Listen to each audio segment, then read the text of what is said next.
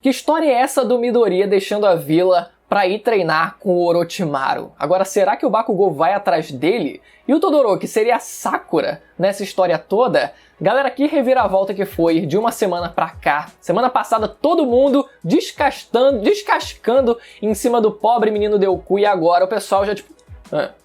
última página, né? Última página, o pessoal...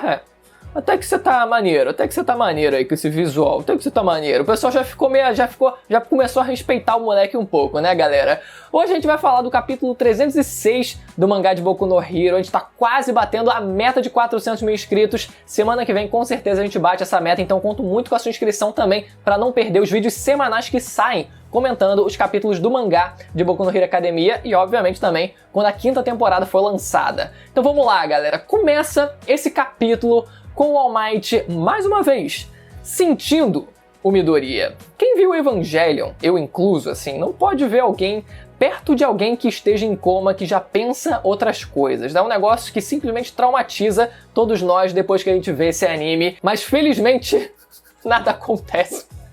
Talvez pelo fato do Hawks e do Best Jeans eles terem chegado para interromper alguma coisa que pudesse ter acontecido, enfim, quem viu o Evangelion sabe. Mas eles aparecem e eles querem saber com o All Might sobre o One for All. Eles conversaram com o Endeavor anteriormente, né, então eles queriam saber com o All Might agora o que diabos é de fato o segredo do One for All, então o All Might decide contar pra eles. Essa conversa ela não é mostrada porque a gente já sabe, né, o que é o One for All, então essa parte pôde ser pulada. Depois a gente parte para a coletiva de imprensa que aconteceu 3 dias depois, finalmente essa coletiva de imprensa acontecendo com a presença do Endeavor, do Hawks e do Best Jeans. Detalhe pra gola do Best Jeans parecendo um cone de trânsito, de tão comprida. Tanto o Hawks quanto o Endeavor, eles falam sobre o passado deles, o Hawks principalmente falando que ele realmente teve que matar o Twice, mas ele justificando que foi a última opção que ele teve, né? Porque o Twice, ele não parava de reagir, e é basicamente como a polícia ela costuma agir, né? Ela vai mediando ali a reação conforme for a reação do próprio criminoso. Então, acabou que essa foi a única opção que restou para ele, então ele teve que executar o Twice, né? E também pelo fato do histórico do pai dele ser um criminoso. E também em relação ao Endeavor, ele admitindo tudo que aconteceu dentro da família dele e a reação das pessoas vendo aquilo horrorizadas, né? Um monte de gente horrorizada vendo aquilo, como é que pode, um absurdo, ele ser o herói número 1 e ter um passado como esse e tal. Só que mais do que isso acontece nessa coletiva de imprensa, eles não contam o segredo do One for All para a população como um todo, o que faz sentido, porque acabaria deixando o Midoriya completamente exposto, mais exposto do que ele já tá. A verdade ela nunca vai ser revelada por completa, mas ainda assim já foi alguma coisa eles terem confessado um pouco do passado deles. Mas a parte mais impactante dessa coletiva de imprensa foi o Endeavor continuando a ser o herói número 1, e as falas dele também tiveram muito impacto, né? Ele dizendo, por exemplo, seria melhor se eu chorasse na frente de vocês, isso deixaria vocês melhores? Ou quando ele fala aquela última frase dele dizendo, vocês podem canalizar todo o ódio de vocês em mim. Eu só tenho uma coisa a dizer, me observem. E o fogo no rosto dele acende mais uma vez, simbolizando que o Endeavor ele tá de volta, né? E repetindo, sendo aquele repeteco quando ele se tornou o herói número 1 e ele divulgando, ele falando tudo o que ele queria falar pro mundo, que era essa mesma frase. Me observem, não adianta só eu falar, eu tenho que demonstrar com ações. Assim como a redenção dele com relação à família dele também tem que ser feita através de ações, isso que ele tá fazendo agora é o certo, é provar com ações. E logo depois a gente vê os heróis que sofreram em batalha, eles se recuperando e eles dispostos a mais uma vez entrarem em ação, quase que como se fosse a pegada dos Vingadores, né? Depois daquela grande derrota, eles mais uma vez se reerguendo, tendo forças para conseguir lutar mais uma vez. E já adiantando um pouco aqui da frase do final do capítulo, da última página, dizendo que esse é o começo do fim. Então parece que realmente a gente vai entrar no endgame. Esse vai ser o ultimato de Boku no Hero. Parece que esse é o início da saga final de Boku no Hero. Inicialmente, eu achava que o Endeavor ele ia realmente renunciar à licença de herói que ele tinha, renunciar o título de herói número 1 que ele tinha pelo fato dele ter cometido todos os pecados que ele cometeu com a família dele. Então ele confessando isso em público, o que foi o mais honesto possível da parte dele, eu achava que depois daquilo ele ia simplesmente desistir de ser um herói. Só que ele realmente ia fazer isso se não fosse o próprio apoio familiar que ele teve quando ele estava internado no hospital. Tanto que ele falou claramente que o Endeavor tinha deixado de existir. Só que depois da conversa que ele teve com a família dele, depois da introdução, depois da participação e da proposta do Best Jeans e do Hawks em ajudar ele se viu mais uma vez vivo e disposto a continuar lutando como o Endeavor. E o Toy é safado, né? Aparecendo no finalzinho ali só pra dar aquela raivinha na gente, dizendo, então aquilo não foi tortura o suficiente pra você, né? Ele acompanhando o discurso do Endeavor na TV e só pra gente ter aquele gostinho de raiva mesmo do desgraçado. Mas a segunda parte, e a parte principal desse capítulo, gira em torno do Midoriya, ele deixando a UA e deixando uma carta para cada um dos seus colegas de escola, colegas de classe. Curioso isso, né? Que ele deixou uma carta personalizada para cada uma daquelas pessoas, mostrando que ele realmente se importa individualmente com cada uma delas. O primeiro ponto que eu queria aqui falar com vocês é sobre a localização temporal em que a gente se encontra. É dito nessa última página que a gente está em abril, e é muito importante ter sido dita essa data, porque dessa forma a gente pôde saber que de fato, finalmente se passou um ano escolar em Boku no Hero. Lembrando que o ano escolar no Japão, ele começa em abril, e voltando a alguns arcos aqui, já dava alguns indícios das estações do ano onde a gente se encontrava, né? Por exemplo, no arco de resgate do Natsuo, estava claramente no inverno, né? Quando eles estavam com roupa de frio, eles tentaram resgatar o Natsuo depois daquela investida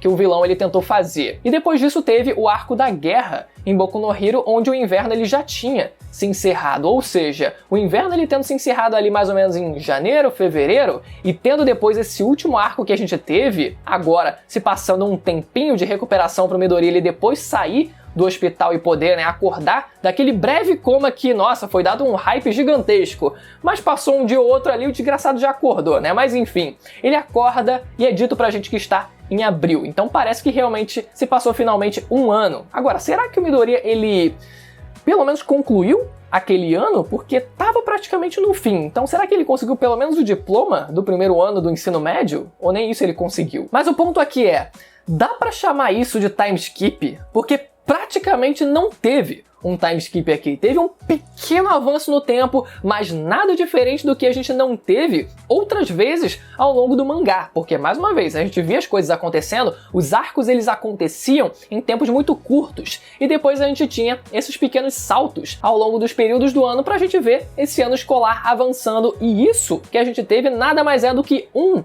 desses exemplos também. Só que eu acredito muito que o real time skip, o time skip de fato mesmo, ele vai acontecer agora. É agora ou nunca para esse negócio acontecer, porque todas as peças, elas já estão encaminhadas. A gente já tem a situação dos vilões, eles decidindo não atacar por um tempo para eles conseguirem se reestruturar também. A gente tem a situação dos heróis ali mais uma vez começando a se recuperar e mais uma vez voltando à ativa ali na medida do possível. A gente tem a situação do Midoriya também, ele já sendo encaminhado para essa nova fase da vida dele, quem sabe como um vigilante. Tem também o Endeavor de volta ativa e a situação com a família dele também já meio que acertada, ele já decidindo o que vai ser feito, pelo menos na teoria. Então, todos esses elementos, eles já estão ali, o terreno já está praticamente inteiramente preparado. É só o Correio assinar o contrato ali do time skip para ele acontecer. E falando sobre o Midoriya em específico agora, falando sobre o personagem.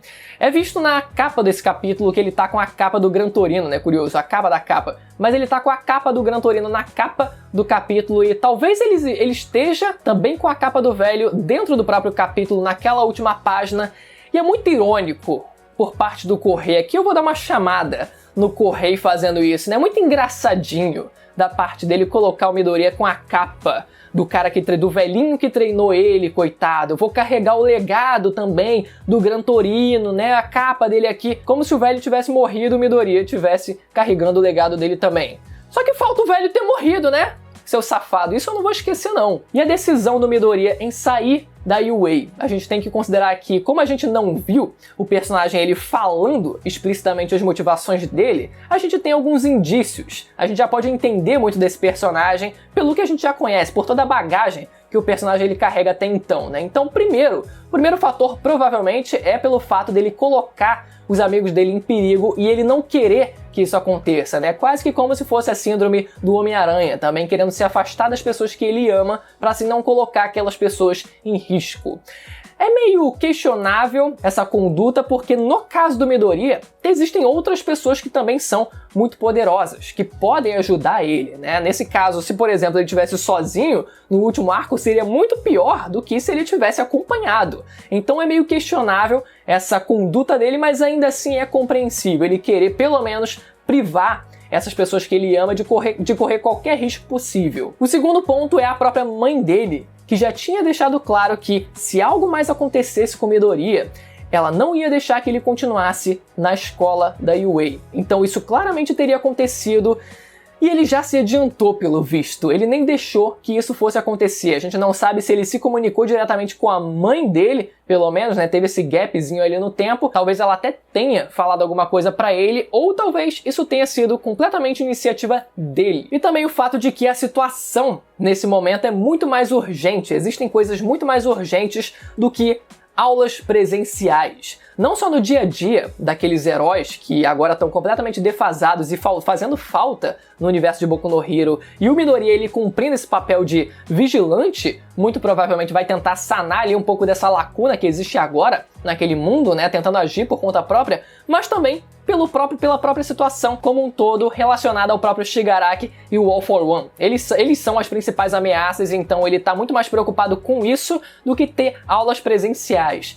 Mas foi muito corajoso da parte dele, porque a gente via que desde o comecinho ele queria seguir esse papel tradicional, entrar na escolinha e ser um herói, conseguir a licença e tal, e ele se desfazendo, se desvinculando desse caminho tradicional, é muito forte da parte dele. Foi um amadurecimento muito grande. Mas a pergunta que fica é como isso vai funcionar na prática? Será que o Midoriya ele vai continuar na cidade ali só protegendo aquela cidade como se fosse o Homem-Aranha, só protege a cidade dele, né, onde ele mora, ou será que ele vai viajar pelo país ou quiçá até pelo mundo, conhecendo e protegendo outros lugares também, né? Porque se ele ficar preso ali só na cidadezinha dele, o mangá ele perde a oportunidade de expandir o universo para outros lugares, mas também acaba que ele ficando na cidade tem uma chance muito grande dele acabar sendo reconhecido não só por outros heróis, mas também por civis. Então ele não ficaria completamente oculto se essa é realmente a intenção dele, né?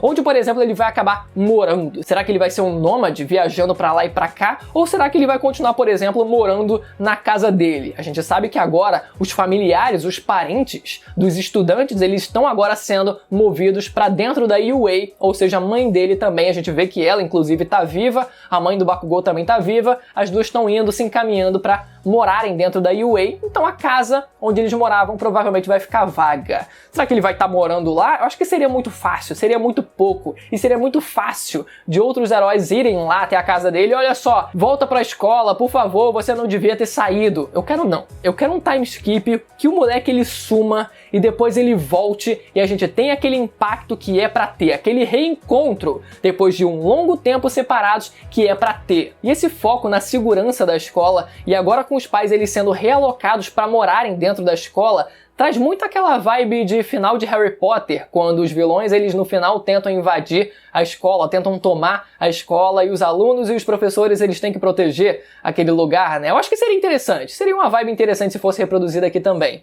Mas cara, como o Midoriya ele não vai perder ano escolar nenhum mais porque ele largou a escola, cara, esse é o momento. O time skip vem, semana que vem, confia que vai acontecer. Podem me cobrar se não acontecer. Espero que vocês tenham gostado do vídeo. Lembrando mais uma vez, quem não for inscrito, aproveita para se inscrever no canal e ativar o sininho para não perder os próximos vídeos que saírem de Boku no Hero Academia aqui no canal. Até a próxima. Tchau!